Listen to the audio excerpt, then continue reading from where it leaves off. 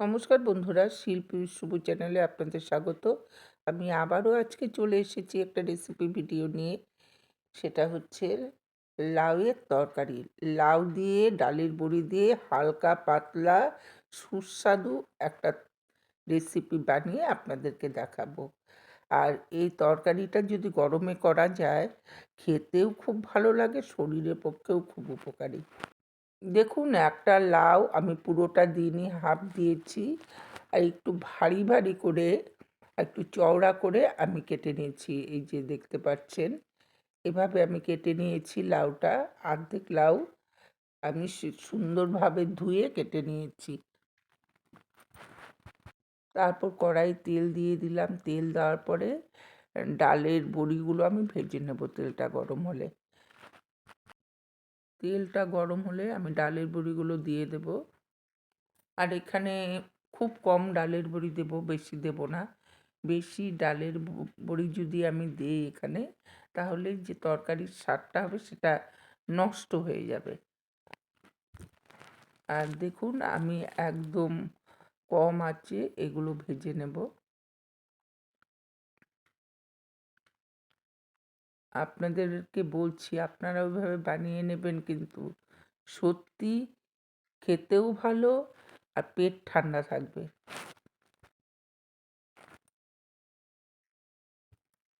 খুব বেশি সময় ধরে ভাজবো না। আর আমি নামিয়ে নিয়েছি। আর এখন আমি কড়াইয়ে দিয়ে দিলাম পরিমাণ মতো তেল। তেলটা অল্পই দেব, কারণ আমি বারে বারে বলছি এটা পেশেন্টদের জন্যও বানাতে পারেন, আবার হালকা পাতলা যারা পছন্দ করেন খেতে তাদের জন্যও বানাতে পারেন। তার জন্য তেলটা অল্প দিতে হবে। আর ফোড়নে দিয়েছি শুকনো লঙ্কা 3টে, আর হচ্ছে কালো জিরে। কারণ ফোড়নটা ভালো করে ভাজতে হবে। যখন ফোড়ন থেকে একটা খুব সুন্দর স্মেল বেরোবে, তখন আমি লাউগুলোকে দিয়ে দিচ্ছি। লাউ দিয়ে একটু নাড়াচাড়া করে এটাও ভাজতে হবে। এখন একটু ভেজে এখানে ভাজা হয়ে গেলে, তারপর এখানে ফুটানো জল রেখে দিয়েছি। ফুটানো জলে দিয়ে ঝোল দিয়ে দেব। তার আগে আমি এখানে স্বাদ মতো নুন দিয়ে দিলাম, আর সামান্য হলুদ। একদমই ভালো লাগে না লাউয়ের মধ্যে হলুদ। আমি তো যখন শুক্তো করি তখন দিই না, লাউ দিয়ে শুক্তো করি। তারপর হচ্ছে এই যে লাউয়ের এই ঝোল, এটার মধ্যে কিন্তু একদমই চলে না, ভালো লাগে না, খেতে ভালো লাগে না এই হলুদ। আমি দিলাম, দেখতেই পেলেন, একদম সামান্য পরিমাণে। এখন ভাজা ভাজা হয়ে গেছে। আমি এখন জল দিয়ে দেব। জলটাকে আমি ফুটিয়ে রেখেছিলাম, ঝোল দিয়ে দিলাম। দেখুন কতটা ঝোল দিয়েছি। লাউগুলো একটু ডোবা ডোবা হবে সেই পরিমাণে আমি জলটা দিয়েছি। আর তার মধ্যে দিয়ে দিলাম 4টা কাঁচা লঙ্কা। আমি কিন্তু কাঁচা লঙ্কা চিড়ে দিইনি। আপনারা যদি মনে করেন যে কাঁচা লঙ্কা চিড়ে দেবেন, চিড়ে দিতে পারেন। আমি ঝালটা কম খাই, তার জন্য চিড়ে দিইনি। খুব সুন্দর একটা গন্ধ হয় এই টাইমে দিলে। আর দেখুন আমার আম এটা লাউগুলো প্রায় সেদ্ধ হয়ে এসছে, পুরো হয়নি, আর একটু হবে। ঝোলটাও একটু টানবে।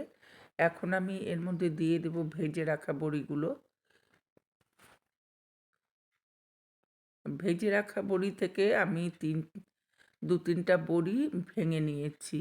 তাহলে কি হবে, এই যে পাতলা ঝোল, কোনো রকম মশলা দিইনি, আর অন্য কোনো সবজি দিইনি। আলু থাকলে তো আলু টেনে নিত ঝোল, কোনো রকম দিইনি। তার জন্য এখানে 2-3টে ভাজা ডালের বড়ি ভেঙে দিয়েছি। তাহলে ঝোলটা একটু ঘন হবে। এখন তার মধ্যে একটা জিনিস দেওয়া বাকি আছে, সেটা হচ্ছে মিষ্টি। মিষ্টি ছাড়া তো এই সবজি কোনোভাবেই ভালো লাগে না।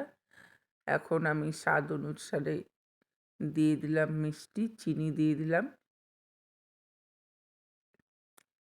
এখন আমি 2 মিনিটের জন্য ঢেকে রেখে দেব।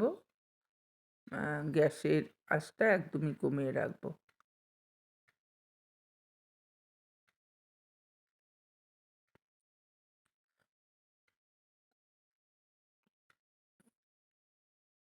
2 মিনিট পর আমি ঢাকনা উঠিয়ে নিলাম। আর দেখুন কতটা টেনে গেছে ঝোলটা।